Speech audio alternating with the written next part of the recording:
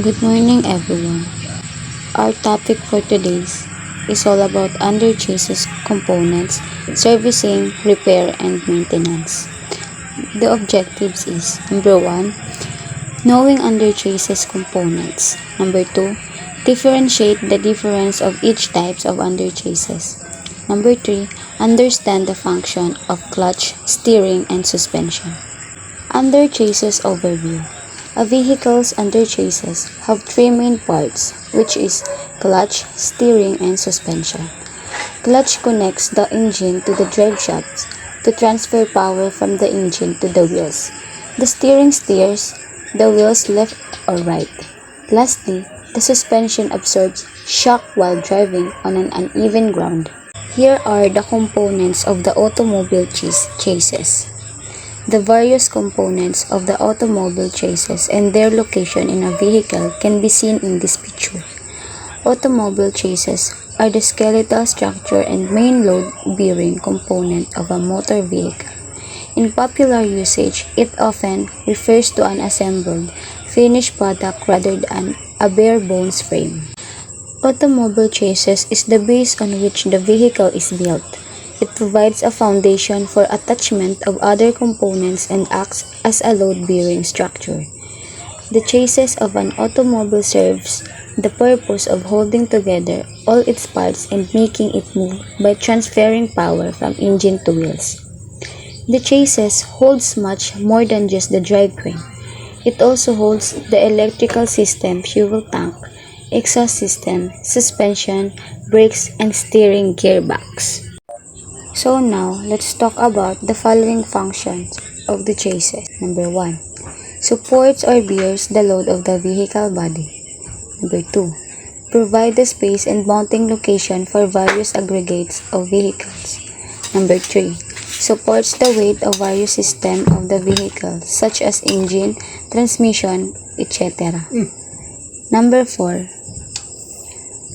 Support a load of passengers as well as the luggage. Number 5. Withstands the stresses arising due to bad road conditions. And number 6. Withstands stresses during braking and acceleration of the vehicle. And now let's proceed to the components of under chassis. A vehicle's under chassis have three main parts. Sabi ko nga kanina, which is clutch, steering, and suspension. Clutch, connecting the engine to drive shaft to transmit power from the engine to each wheels. Ang clutch daw is kumukonekta sa engine to drive shaft upang magdala ng power mula sa makina patungo sa bawat gulong. How clutch works? When the engine is running, it produces power that is transmitted to the transmission through the clutch. The clutch allows the driver to disengage the engine from the transmission when the vehicle is at a stop or when shifting gears. Ang clutch kasi is engage and disengage yan. The clutch is an essential component of an automotive drivetrain, and its importance lies in its ability to connect and disconnect the engine from the transmission. And here are some of the key reasons why the clutch is important in an automobile. Number 1. Shifting gears. The clutch allows the driver to shift gears smoothly and efficiently without stalling the engine or damaging the transmission. By disengaging the engine from the transmission when shifting gears, the clutch enables the gears to be changed without any resistance or damage. Number 2. Smooth operation. The clutch helps to ensure smooth operation of the vehicle by allowing the engine to be started and stopped without any jerking or stalling. The clutch also helps to prevent damage to the transmission by gradually engaging the engine with the transmission. Number 3. The clutch gives the driver precise control over the vehicle's speed and acceleration by allowing the engine to be engaged and disengaged from the transmission as needed. This is particularly important in situations such as starting from a stop, driving in traffic, or navigating hills and curves. Number 4. Durability. A properly functioning clutch helps to prolong the life of the transmission and other drivetrain components by ensuring that the engine's power is transmitted smoothly and efficiently. Second components of under chassis. Steering.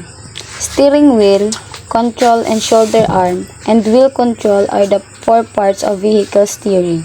The steering wheel receives the steering action directly from the driver. The control arm transfers the movement of the steering wheel to the wheels, turning it left or right. The supporting arms stabilize the control arm to minimize unwanted movements and vibrations.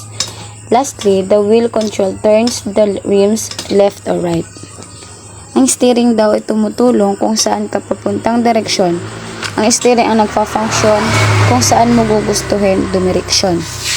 The steering system is one of the most critical components of an automobile, and its importance lies in its ability to allow the driver to control the direction of the vehicle.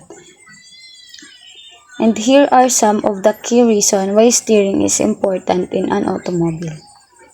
Number 1. Control.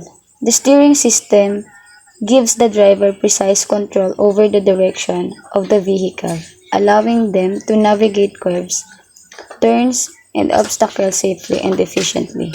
Number 2. Safety. A well-functioning steering system is essential for safe operation of the vehicle. If the steering system is not working properly, it can cause the vehicle to veer off course or lose control, leading to accidents or collisions. Kaya, much better po talaga kung i-check natin yung mga main parts ng sasakyan before we go kung saan tayo pupunta.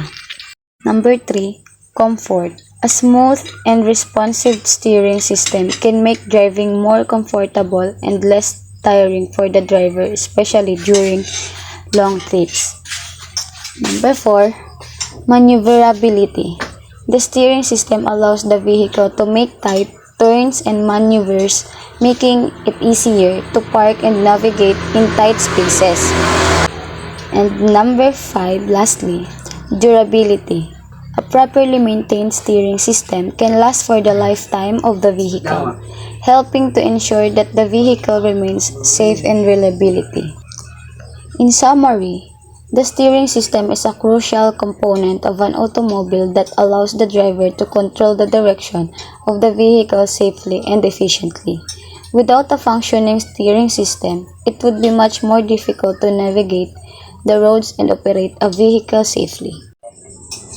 And here are the last component of under chassis. Suspension.